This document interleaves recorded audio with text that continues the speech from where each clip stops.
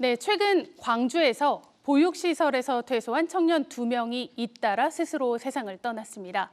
이런 안타까운 일이 계속되는 이유는 무엇인지, 그리고 사회적으로 어떤 정비가 필요한지 전문가와 이야기 나눠보겠습니다. 초록우산 어린이재단의 한전복 복지사업본부장 나와 있습니다. 어서 오세요. 네, 안녕하세요. 반갑습니다. 네, 안녕하세요. 방금 얘기한 일들을 살펴보면요. 두 학생 중에 한 명은 장애가 있는 아버지와 함께 살고 있었고요. 또 다른 한 명은 대학 기숙사에 있었습니다. 이런 비극적인 사건이 일어난 이유, 뭐라고 보십니까? 이 세상에 나홀로 있다는 어떤 심리적인 고립감, 그리고 또 경제적으로나 심리 정서적으로 어떤 주변의 도움을 요청하기 어려운 환경, 또 그리고 보호 종료 아동에 대한 자립 지원 관련 책무가 국가와 지방 단체의 어떤 밀착 관리 시스템 부재 등의 요인들로 인해서 안타까운 사건들이 발생하고 있다고 개인적으로 좀 생각을 합니다.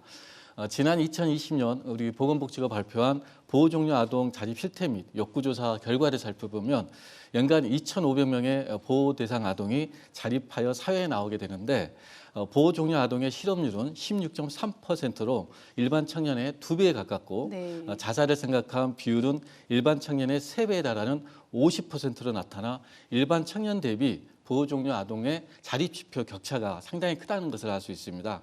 특히 보호 종료 아동이 자살을 생각하는 이유 중 경제적 문제로 답한 비율은 33%로 심리 정서적인 요인과 경제적 문제까지 가중되면서 안타까운 사건들이 일어난다고 할 수 있습니다. 네, 보호 종료 아동 우리가 이렇게 부르기는 하는데 최근에는 또 자립 준비 청년으로 부르죠. 네, 이들에게 현재 어떤 제도적인 지원이 있는지도 좀 궁금합니다. 네, 자립 준비 청년들의 어떤 자립을 위한 대표적인 지원 제도는 소득 지원입니다. 크게 자립 정착금, 아동 자산 형성 지원 사업인 디딤 씨앗 통장, 네. 자립수당, 국민기초생활보장, 주거 지원 등이 있습니다. 자립정착금은 본래 1인당 최소 800만 원 이상 지급되도록 권고하고 있으나 지방자치단체의 재정 여건이나 지원 의지에 따라 적게는 500만 원에서 많게는 1,500만 원까지 지원되고 있고요. 아동 자산 형성 지원 사업인 디딤 씨앗 통장은 정부 분담 매칭 비율이 1대2로 확대되어 자립 준비 청년들의 자립 지원을 하고 있는데 보호 대상 아동일 때부터 디딤 씨앗 통장에 가입하여 저축을 하게 되는 경우가 있어서 개인마다 금액은 차이가 있습니다. 자립 수당의 경우 올해 8월부터 월 30만 원에서 5만 원 상향된 월 35만 원씩 5년간 지원을 받을 수가 있고요. LH 주거 지원을 통해 전세 임대주택 등의 1순위로 할 수 있는 등 다양한 주거 지원 제도 등이 마련되어 있습니다. 네, 이렇게 경제적인 지원이 있기는 합니다만 사실 학생들이 나와서 독립을 하려면 여기에 필요한 실질적인 교육들도 좀 필요하지 않을까 생각이 드는데요. 네. 정부에서는 2011년부터 진행되고 있는 자립지원 표준화 프로그램이 지금 현재 진행되고 있습니다. 미취학부터 보호 종료 전까지 아동의 단계 또 학년 수준별로 적정한 교육을 진행을 하고 있고요. 보호 종료 후에도 이를 통해서 안정적인 자립 생활을 할 수 있도록 지원하는 프로그램입니다. 보호 대상 아동이 입소 후 연령별 자립 지원 프로그램을 진행하는데 이때 자립 지원 프로그램의 8대 영역을 중요하게 교육을 하게 됩니다. 8대 영역에는 일상생활 기술, 또 지역사회 자원 활용하는 기술, 또 자기보호 기술, 사회적 기술, 돈 관리 기술, 진로 탐색 기술, 직장생활 기술, 또 다시 집 떠나기 등의 프로그램으로 구성되어 있는데요.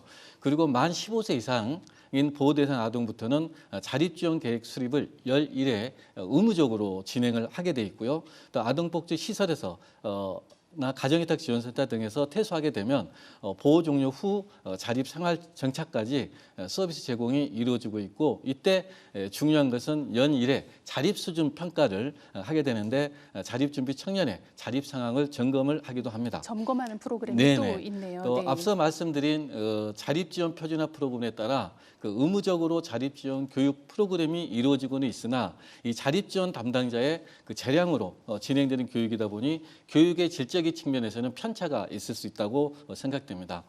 좀 더 아이들에게 실제적이고 또 실질적인 교육이 마련돼야 하는데요.